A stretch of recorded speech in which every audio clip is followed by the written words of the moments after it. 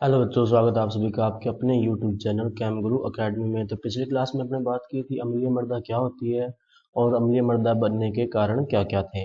आज अपने बात करेंगे अम्लीय मृदा में सुधार या अम्लीय मृदा सुधारकों के नाम। अम्लीय मृदा सुधारक मतलब कौन कौन सी ऐसी चीजें जिनसे अपने अम्लीय मृदा में सुधार कर सकते हैं। तो पहले इसमें आता है चूना पत्थर। क्या आता है? चूना पत्थर। इसका सूत्र क्या होता है? CaCO3। अब देखो यही चूना पत्थर क्यों यूज कर रहे हैं?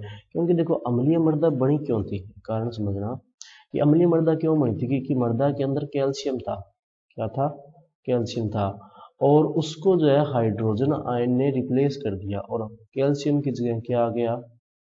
हाइड्रोजन आयन आ गया और कैल्शियम क्या निकल गया बाहर। देखो पहले क्ले यानी मृदा जो थी उसके ऊपर कैल्शियम था, उसको हाइड्रोजन ने रिप्लेस कर दिया और मृदा के ऊपर अब कौन जुड़ गया? हाइड्रोजन जुड़ गया और कैल्शियम आयन क्या निकल गया बाहर। इसके कारण मृदा क्या हो गई? अम्लीय। मृदा क्या हो गई? अम्लीय। अब अगर अपने को सुधारना है मृदा को तो क्या करना होगा? इस कैल्शियम इस हाइड्रोजन को हटाना होगा। इस हाइड्रोजन की जगह क्या लेकर आना होगा? कैल्शियम लेके आना होगा। इसीलिए अपने इस तरह के रसायनों का प्रयोग करते हैं जिसमें कैल्शियम ज़्यादा होते हैं। दूसरा अगर अपने बात करें तो इसमें वो आता है चूना पत्थर। चूना पत्थर तो है क्या? दूसरा इसमें जो आता है वो आता है डोलोमाइट। डोलोमाइट का सूत्र होता है CaMgCO3 की ट्वाइस। उसके बाद में तीसरा जो इसमें आता है वो आता है बिना बुझा हुआ चूना। बिना बुझा हुआ चूना। बिना बुझा हुआ चूना कौन सा होता है? CaO। उसके बाद में अगला जो इसमें आता है वो आता है बुझा हुआ चूना। क्या आता है? बुझा हुआ चूना। ये हो गया इसमें बुझा हुआ चूना। अच्छा, बुझे हुए चूने का सूत्र क्या होता है? देखो CaOH की ट्वाइस। उसके बाद में अगला जो आता है वो आता है मार्ल। क्या आता है? मार्ल। अब मार्ल का सूत्र क्या होता है? CaCO3। उसके बाद में अगर अपने अगला बात करें तो वो आता है चाक। क्या आता है? चाक। चाक का भी सूत्र क्या होता है? CaCO3। और अगला जो इसमें आता है वो आता है जोंका भट्टी धातुमल। जोंका भट्टी धातुमल। इसमें बेसिकली क्या होता है कि जो बड़ी बड़ी फैक्ट्रियां होती है जहाँ पर धातुओं का निष्कर्षण किया जाता है वहाँ पर ये जो है अपने कह सकते हैं वेस्ट के रूप में निकलता है। इसका जो फॉर्मूला होता है वो होता है CaSiO3 और CaSiO4। ये जो इसमें होता है फॉर्मूला। तो ये वो है जो अम्लीय मृदा सुधारक है जिनका यूज अपने कर सकते हैं। आगे इसकी जो है अभिक्रिया आती है। अब एक चीज देखो, आपके सभी के अंदर कैल्शियम है। सारे के सारे सारों के अंदर क्या है? कैल्शियम है। सारे में क्या पड़ा हुआ है?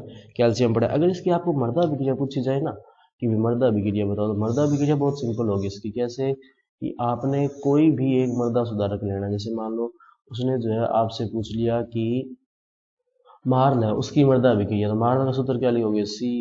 CaMgCO3 की ट्वाइस। वैसे तो डायरेक्ट पूछेगा नहीं, अगर बाई चांस पूछ भी ले तो क्या लिखेंगे? ये लिख दिया। और कौन सी मृदा में यूज करें इसको? अम्लीय मृदा यानी ऐसी मृदा जिसके अंदर हाइड्रोजन आयन उपस्थित है। तो हाइड्रोजन को हटा कर क्या आ जाएगा? कैल्शियम आ जाएगा। और मैग्नीशियम जो है वो क्या निकल जाएंगे? अलग से जो है वो हो जाएंगे इस तरह से। और उसी के अलावा अगर मान लो इसका पूछ ले CaCO3 का, तो क्या लिखेंगे? CaCO3 रिएक्शन करवाएंगे हाइड्रोजन क्ले से, क्या बन जाएगी? Calcium clay. और H2CO3 क्या निकल जाएगा? बाहर निकल जाएगा। तो इस तरह से अपने इसकी मृदा अभिक्रिया लिख सकते हैं। अब आगे पूछते हैं भी जो अपने चूना होता है उसका मृदा पे क्या प्रभाव पड़ता है। तो देखो उससे जो मृदा जो है वो दानेदार बनती है। मृदा की जल धारण क्षमता बढ़ती है। जो सोइल जो अपने कह सकते हैं कि अपर्दन होता है या मृदा अपर्दन होता है वो कम होता है।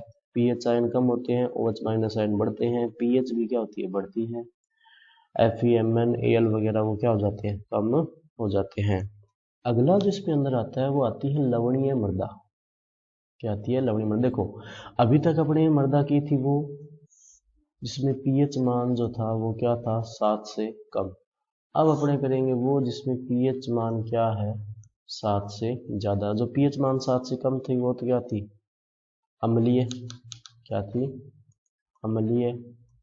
और जिसमें पीएच मान 7 से ज़्यादा, उसमें दो तरह की मृदा है। देखो कौन कौन सी, एक तो लवणीय, कौन सी है, लवणीय। और दूसरी कौन सी है, क्षारीय। कौन सी है, क्षारीय मृदा होती है। तो पीएच कम है वो तो 7, वो तो अम्लीय होगी, 7 से कम है। जिसकी 7 से ज़्यादा उसमें दो कैटेगरी, एक लवणीय और एक क्षारीय। लवणीय कौन सी होती है, जिसकी पीएच 7 से लेकर 8.5 तक होती है। और क्षारीय कौन सी होती है, जिसकी 8.5 से अधिक होती है पीएच। पीएच मान जो होता है वो 8.5 से क्या होता है, अधिक होता है। ये हो गया इसमें। अब बात करते हैं अपने लवणीय मृदा के बारे में, इसके बारे में बात करते हैं लवणीय मृदा। लेकिन उससे पहले अपन देखते हैं कि लवणीय मृदा जो होती है वो बनती क्यों है। तो लवणीय मृदा बनने के बहुत सारे कारण हैं। जैसे पहला आता है उच्च ताप। क्या आता है, उच्च ताप। दूसरा आता है शुष्क वातावरण, शुष्क वातावरण। तीसरा जो इसमें अपने कह सकते हैं वो आता है उच्च वाष्पीकरण, उच्च वाष्पीकरण। फिर इसमें अपने कह सकते हैं वो जो आता है वो आता है कम वर्षा, कम वर्षा। उसके बाद में आ सकते हैं उच्च भूजल स्तर, भूजल स्तर। उसके बाद में अगर अपने बात करें तो इसमें आ सकता है लवणीय जल से सिंचाई, लवणीय जल से सिंचाई। उसके बाद में अगर इसमें देखा जाए तो इसमें आ सकते हैं जैसे कि अपने कह सकते हैं पैतृक पदार्थ। क्या आ सकते हैं, पैतृक पदार्थ। और अगला अगर इसमें बात करें तो वो आ जाएगा अपने क्षारीय उर्वरक। क्या आगे, क्षारीय उर्वरक। तो ये कुछ कारण हैं जिसके कारण मृदा क्या होती है, लवणीय होती है। और एक बात यहाँ पर ध्यान देना कि ये वाले जो 5 रीजन है, ये वाले 5 रीजन, ये राजस्थान में लवणीय मृदा का मुख्य कारण बनते हैं। राजस्थान में लवणीय मृदा बनने के मुख्य कारण है। ये वाले जो हैं ये राजस्थान में लवणीय मृदा बनने के क्या मुख्य कारण हैं। उच्च तापमान, शुष्क वातावरण, उच्च वाष्पीकरण, कम वर्षा और उच्च भूजल स्तर। अब ये हल्का हल्का पर बात कर देते हैं। जहाँ पर देखो तापमान ज़्यादा होगा वहाँ पर वाष्पीकरण क्या होगा, ज़्यादा होगा। अब वाष्पीकरण से क्या होता है कि जो भूमि के निचले स्तर में जो लवण पड़े होते हैं वो वाष्प के साथ ऊपर आते हैं। अब सतह के ऊपर आने के बाद में वाष्प तो होती है, वायुमंडल में चली जाती है, लेकिन लवण जो होते हैं वो सतह के ऊपर ही छूट जाते हैं। सेम शुष्क वातावरण। अब वातावरण शुष्क है इसका मतलब नमी नहीं है वहाँ पर। नमी नहीं होने से क्या होगा कि वहाँ पर जो लवण है वो घुलकर नीचे नहीं जाएंगे, वो ऊपर के ऊपर ही पड़े रहेंगे। इसी तरह उच्च वाष्पीकरण और कम वर्षा का वही, वर्षा कम हो रही है तो इसके कारण क्या होगा, जो लवण है वो घुलकर नीचे नहीं जाएंगे और वो ऊपर जो इकट्ठे होते रहेंगे। उल्टा जो नीचे हैं वो और ऊपर आ रहे हैं और ऊपर जो लवण पहले से पड़े हैं वो नीचे जा नहीं रहे। उसके बाद में आता है उच्च भूजल स्तर। देखो जब जल का, भूमि का जल का स्तर ऊपर उठता है तो उसके साथ साथ लवण भी क्या आते हैं, ऊपर आते हैं। लवण ऊपर आते हैं जिसके कारण क्या होता है, मृदा क्या हो जाती है, लवणीय हो जाती है। उसके बाद में लवणीय जल से सिंचाई।